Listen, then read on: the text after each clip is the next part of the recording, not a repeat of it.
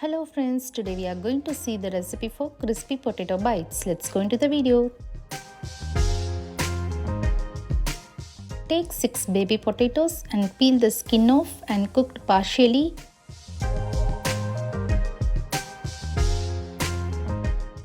Grate it into small pieces. Add 1 teaspoon pepper powder and required salt. Mix it well and mold into shapes whatever you like.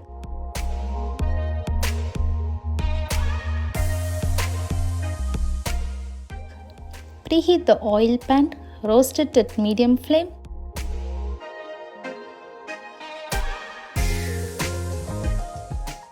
Wow, the crispy potato bites are ready. Served it with mayonnaise. If you like this video, please like, share and subscribe. Stay healthy. Bye friends.